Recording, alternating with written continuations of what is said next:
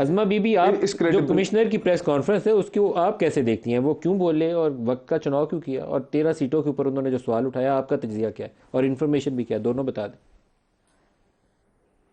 जी देखिए, पहले तो गुजारिश ये है कि कमिश्नर साहब ने पहले तो जिन जराइम का उन्होंने जो है इर्तकाब करने का इकरार किया, वो जराइम उनके प्रीव्यू में थे ही नहीं, वो डीआरओ आरओ थे ही नहीं, वो एक कोऑर्डिनेशन की उनके पास सिर्फ जिम्मेदारी थी।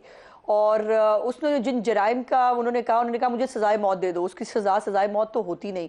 एक तरफ वो कह रहे हैं मैंने खुदकुशी की कोशिश की है, दूसरी तरफ माशाल्लाह फ्रेश तैयार होकर पीएसएल की जो इफ्तिताही तकरीब की जो प्रेस कॉन्फ्रेंस है उसको वो इस्तेमाल करते हैं। और उन्हीं ने खुद ही कहा, उन्होंने कहा फौज ने भी बहुत अच्छे इलेक्शन कराए हैं और इलेक्शन जो है वो उसके अंदर दोबारा भी कराने की ज़रूरत नहीं है।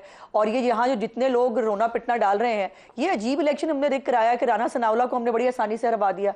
वहाँ पे फॉर्म 45 चेंज नहीं हो सकते थे, खुर्रम दस्तगीर की जगह पे फॉर्म 45 चेंज नहीं हो सकते थे। अगर यही जो है, अगर इनकी स्टोरी को मैं मान लूँ, खुर्रम दस्तगीर है, राना सनाउल्लाह है, जावेद लतीफ़ है, मोहसिन शाह नवाज राजा है, मतलब नेम इट कि कितने बड़े बड़े लोग जो है हमारे जो स्टालवर्ड्स हैं, उनके लिए हम फॉर्म 45 आपके ख्याल में कमिश्नर साहब ने क्यों ये प्रेस कॉन्फ्रेंस की, आपके ख्याल में?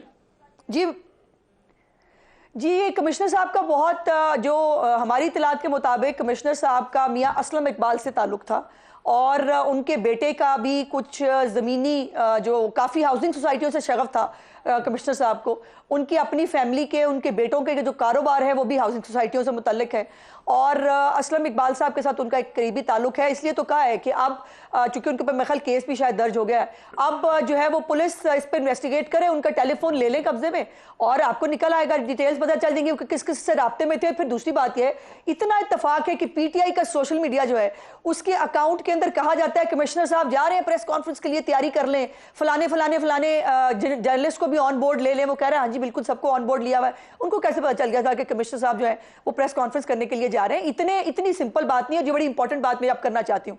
इलेक्शन कमीशन ऑफ पाकिस्तान में इस वक्त पंजाब के हवाले से सिर्फ 24 दरखास्तें अभी तक धांधली के हवाले से आई हैं, जिसके अंदर 7 नेशनल असम्बली की हैं और 17 प्रोविंशियल असम्बली की हैं। इनकी तो 180 सीटें हैं ना बकौल इनकी तो इतनी सीटें हैं कि इनकी हुकूमत नेपाल में भी बनने जा रही है, इनकी हुकूमत बांग्लादेश में भी बन जाएगी, अफगानिस्तान में भी बन जाएगी, इतनी सीटें हैं इनके पास। ये प्रोपेगेंडा करना, इलेक्शन को मुतनाज़ा करना, ये हमेशा करते हैं। सिर्फ वो इलेक्शन जिसमें इमरान खान वजीर आजम बना था, सिर्फ उसको मुतनाज़ा नहीं किया था, बाकी हर इलेक्शन के ऊपर इन्होंने क्वेश्चन उठाना, चुके इन्होंने मुल्क को आगे बढ़ने नहीं देना।